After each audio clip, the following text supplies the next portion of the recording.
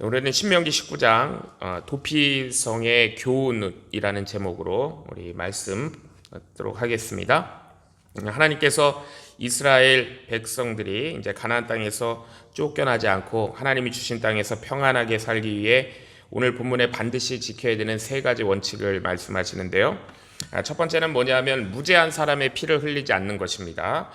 그 다음에 두 번째는 이웃의 땅을 빼앗지 않는 것입니다. 그리고 세 번째는 재판에서 거짓 증언하지 않는 것입니다.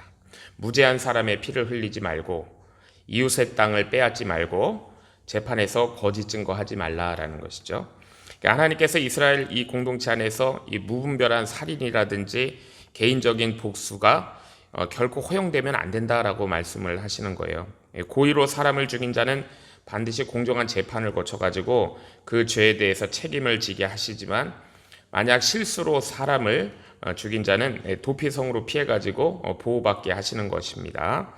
하나님께서 이 살인의 죄를 엄중하게 다루시고요. 또한 동시에 이 분노나 원한 때문에 무죄한 사람의 피가 흘려지는 것도 철저하게 막으시는 것이죠.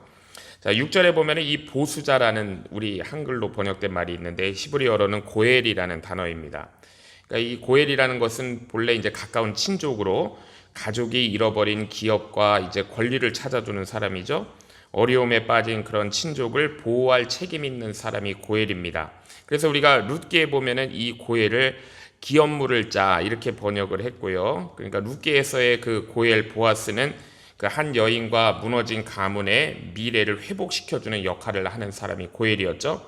자, 그런데 오늘 본문에서 이 고엘은요, 살인당한 그 친족을 대신해서 공의를 집행하는 피해 보복자 이렇게 번역이 되어 있습니다. 자, 하나님께서 이 도피성 제도를 굉장히 중요하게 여기시고 성경의 여러 부분에 반복해서 나옵니다. 여호수아에 보면 또 나오거든요. 이 가나안 땅에서 무분별한 피해 복수가 계속되어서는 안 된다고 하나님이 말씀하시는 거예요. 사람들은 가까운 친족이 죽임당하면 이 분노와 원한에 사로잡혀가지고 사실을 제대로 확인하지도 않고 재판을 거치지도 않고 상대방을 죽일 수도 있습니다. 그렇게 되면은 또 한 사람의 죽음이 또 다른 죽음을 낳게 되겠죠. 복수가 복수로 계속 이어질 것입니다. 자, 그러므로 하나님께서는 이 고의적인 살인과 실수로 인한 그런 죽음을 엄격하게 구별하라는 거예요. 고의로 사람을 죽인 자는 반드시 재판을 거쳐서 그 죄에 대한 책임을 져야 되고 실수로 사람을 죽인 자는 도피성으로 피해가지고 보호받을 수 있게 했습니다. 아무리 원한이 크고 분노가 크다 하더라도 개인적인 판단과 감정을 가지고 보복해서는 안 되고 모든 판단을 하나님께서 세우신 그런 공의적인 공의로운 절차에 맡겨야 된다는 거예요. 따라서 이 도피성 제도는요, 살인자의 그 죄를 가볍게 여기라는 것도 아니고요, 무죄한 사람이 복수심 때문에 억울하게 죽는 것을 막는 것이죠. 복수가 또 다른 복수를 낳는 그 복수의 악순환의 고리를 끊는 것, 이것이 하나님의 자비롭고 공의로움을 나타내는 제도입니다. 그런데 오늘 본문 21절 우리가 마지막에 보면은요, 이 사실 잘못 이해할 수 있는 그런 말씀이에요. 내 눈에 긍휼히 여기지 말라. 생명은 생명으로, 눈은 눈으로, 이는 이로, 손은 손으로, 발은 발론이라라고 했어요. 자, 이 말씀은 이 피해당한 사람이 직접 가해자에게 보복해도 된다라는 뜻이 결코 아니에요. 개인적인 복수를 허용하는 말씀이 아닙니다. 재판관이 공정하게 재판할 때 공정하게 판결해야 된다라는 것을 말씀하는 거예요. 그러니까 이 재판관이 사람의 감정이나 사회적 지위에 따라 판결하면 안 되고 반드시 그 사람이 행한 죄에 상응하는 처벌을 해야 되는 거예요. 이빨을 상하게 했는데 목숨을 빼앗아 버리면 안 되는 거예요. 손을 다치게 했는데 다리를 잘라버리면 안 되는 것입니다. 그러니까 죄보다 지나친 형벌을 내려서는 안 된다라는 거예요. 그러니까 눈은 눈으로, 이는 이로라고 말씀하는 거죠. 무자비한 복수를 명령하는 것이 아니고 이 감정적인 보복을 이런 배제하고 처벌의 범위를 죄에 그 상응하는 정도로 제한하라라는 말씀이에요. 자, 오늘날에도 개인과 민족 간의 사이에 갈등이 해결되지 않는 중요한 이유가 뭐냐면, 예를 들어서 팔레스타인과 이스라엘은 이 말씀을 그대로 적용하죠. 계속 복수의 복수가 이어지는 것입니다. 그러니까 피해를 입은 만큼 거기서 멈추지 않죠. 그보다 더 큰 보복을 가하는 거예요.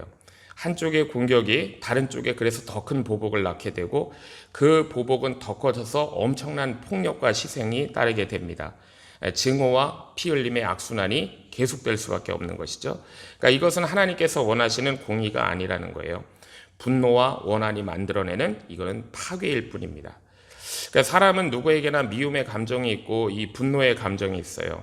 누군가가 나와 내 가족에게 만약에 큰 피해를 줬다 그러면 분노하는 것이 어떻게 보면 자연스러울 것입니다. 그러나 하나님의 백성은 그 분노를 직접 복수하거나 보복하면 안 된다라는 거예요. 필요한 경우에 이 정당한 합당한 절차를 통해서 도움을 받고 요청을 하고 잘못에 대해서 법적 테두리 안에서 책임을 물게 해야 된다는 것입니다. 그러니까 우리가 용서한다는 것은 잘못이 아니라고 말하는 것도 아니고 불의를 그대로 내버려 두는 것도 아니에요. 또한 피해를 당했으면서도 아무런 도움을 요청하지 말라라는 것이 용서가 아닙니다.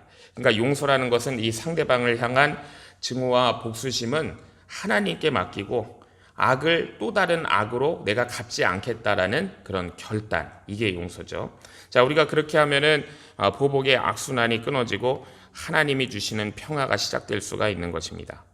우리 예수님께서 이제 잡히시던 밤에 대제사장이 보낸 사람들에게 붙잡히실 때 베드로가 분노해가지고 칼을 휘둘렀어요. 그래서 대제사장의 종 말고라는 사람이죠. 이 오른쪽 귀를 잘라버렸습니다. 그때 예수님께서 누가복음 25장에 보면은 이것까지 참으라라고 말씀을 하세요. 그래가지고 이제 그 종의 귀를 만져서 다시 붙여주셨습니다. 그러니까 예수님께서는 그 베드로의 폭력을 막으셨고 원수의 상처도 치료를 해주세요. 만일 그 자리에서 이제 제자들과 예수님이 막지 않으셔가지고 제자들과 이 군사들 사이에 칼부림이 시작되었다 그러면은요 엄청난 피가 흘렸을 것입니다. 그렇지만 우리 예수님께서 악을 악으로 갚지 않으시고 자신을 내어주심으로 더 이상 피 흘림을 막으신 걸 우리가 볼 수가 있죠.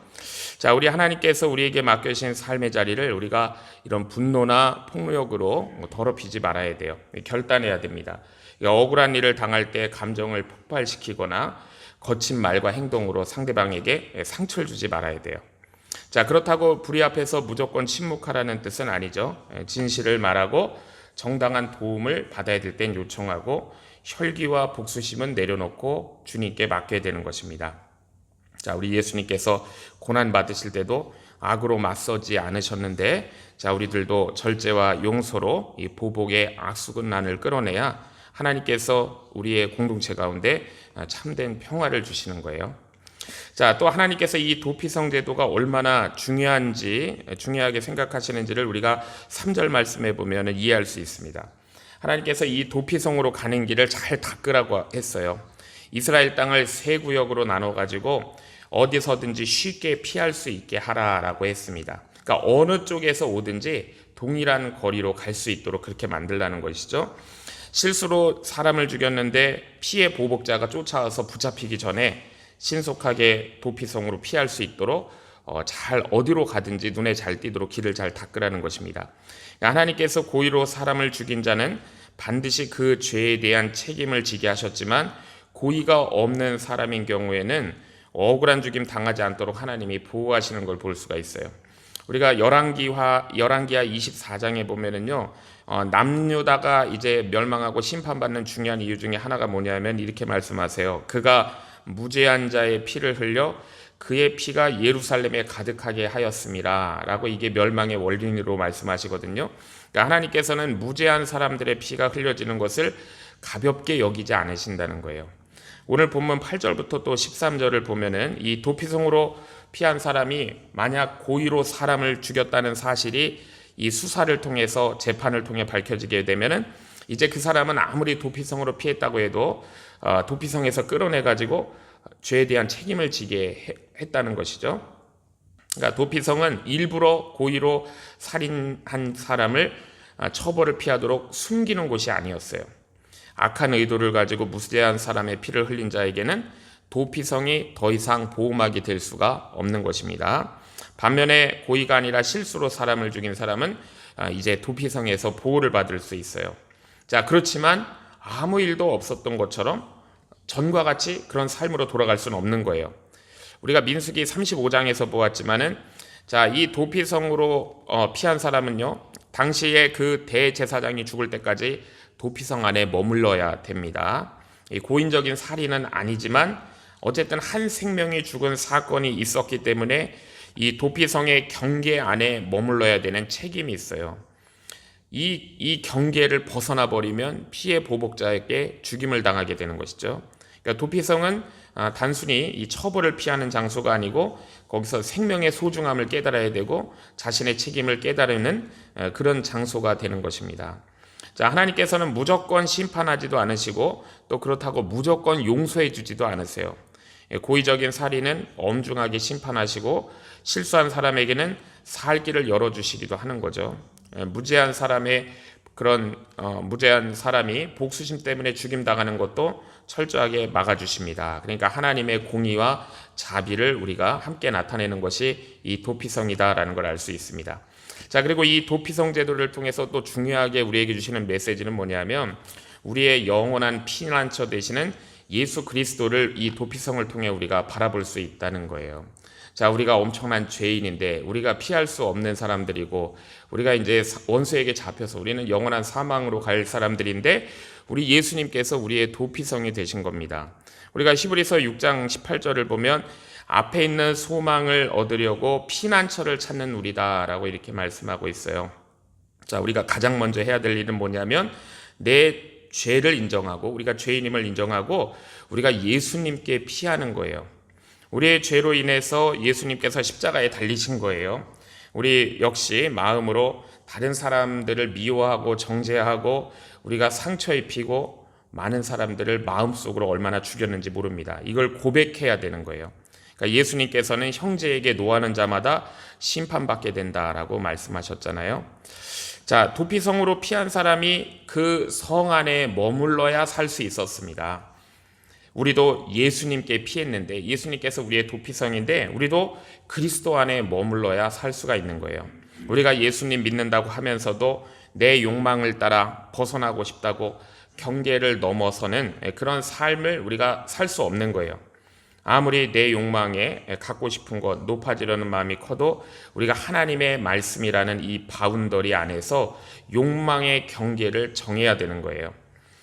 이 구원이라는 것 우리가 서신서에도 여러 번 보았지만은 우리가 죄를 이제는 구원받았기 때문에 내 마음대로 살아야 된다라는 것이 아닙니다. 우리가 이 구원이라는 것은 이제 하나님께서 먼저 은혜를 주신 거예요. 죄의 지배에서 벗어나 새로운 삶을 살 수 있도록 그렇게 살게 하시려는 은혜, 이것이 바로 구원이죠.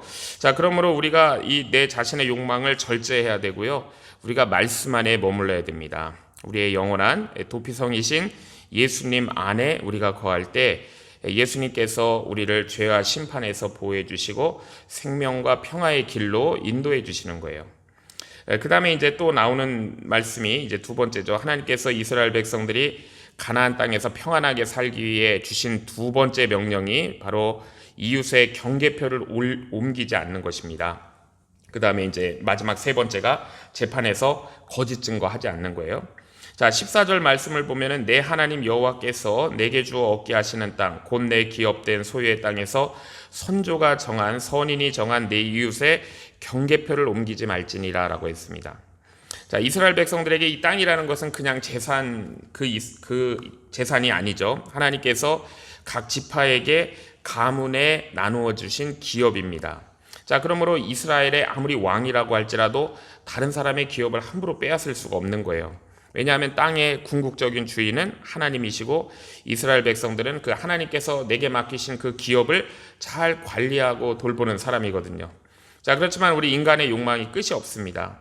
이 땅이 넓어지면 더 큰 집을 지을 수가 있고 땅이 넓어지면 농사를 더 많이 지을 수 있고 더 큰 부자가 될 수 있기 때문에 사람들이 끊임없이 자기의 영역을 넓히려고 해요. 하나님께서는 이제 그런 욕망을 경계하시면서 이웃의 경계표를 옮기지 말라라고 명령하시는 거예요. 이 말씀은 사실 도피성 제도와 똑같은 정신을 말씀하시는 겁니다. 도피성 제도라는 것은 다른 사람의 생명을 나의 분노나 복수심으로부터 보호하는 제도가 도피성 제도라면은 경계표에 관한 이 말씀은 다른 사람의 기업, 그 다음에 그 생존권, 행복, 이거를 어떤 사람들의 개인의 탐욕으로부터 보호하는 제도예요. 하나님께서는 내 행복을 위해서 다른 사람의 행복을 빼앗지 말라라고 말씀하시는 것이죠. 자, 이 경계표라는 것은 몰래 옮길 수도 있었어요. 그리고 어떤 힘을 가지고도 옮길 수가 있었습니다. 권력을 통해서 거짓말을 이용해서 합법적인 것으로 교묘하게 꾸며가지고 다른 사람의 기업을 빼앗을 수도 있는 거예요. 자, 그 대표적인 사건이 우리 성경에 나오는 열왕기상에 나오는 아합 왕이 나봇의 포도원을 빼앗은 거죠. 이 아합의 왕궁 근처에 나봇의 그 포도원이 있었잖아요. 아합이 그곳을 자신의 나물밭으로 만들고 싶어가지고 나봇에게 제안했습니다. 내가 더 좋은 포도원을 줄 테니까, 또는 값을 치를 테니까 이걸 나한테 넘겨라라고 했어요. 그때 나봇이 이것은 내 조상의 유산이고 조상의 유산을 왕에게 주기를 여호와 하나님께서 금하실 것이다라고 이렇게 얘기합니다. 그래 거절했어요. 자, 그에게, 그러니까 이 포도원이라는 것은 단순히 이 사고 파는 오늘날의 부동산의 개념이 아닌 것이죠. 하나님께서 자기 조상들에게 주신, 이건 유산이고 기업이라는 거예요. 자, 그런데 이 아합이 자신의 욕망을 절제하지 못하고 이것 때문에 근심하고 이제 누워버립니다. 자, 그러니까 이세벨이 거짓 증인들을 세워가지고, 자, 나봇이 하나님과 왕을 저주했다라고 누명 씌우고 결국 나봇이 돌에 맞아 죽게 만들죠. 그 후에 이제 아합이 이 나봇의 포도원을 차지해 버려요. 그러니까 그의 작은 욕망에서 시작된 일이 거짓 증인들을 세우게 되고 불의한 재판을 만들어내고 무죄한 사람의 피를 흘리는 살인까지 발전하는 그런 모습을 우리에게 보여주는 거죠. 자, 하나님께서 엘리야를 보내셔서 아합에게 말씀하셨습니다. 내가 죽이고 또 빼앗았느냐라고 물어요. 개들이 나봇의 피를 핥은 곳에서 개들이 내 피도 핥을 것이다 라고 이렇게 말씀을 주셨습니다. 심판을 선언하신 거예요. 결국 아합의 그 집안이, 하루에 그 모든 아들들도 하나님의 심판을 받게 되는 거죠. 그러니까 하나님께서는 이 권력자가 자신의 욕망을 채우기 위해서 약한 사람의 기업과 생명을 빼앗는 일을 하나님이 결코 그냥 보시지 않는다는 것을 우리에게 말씀하시는 거죠.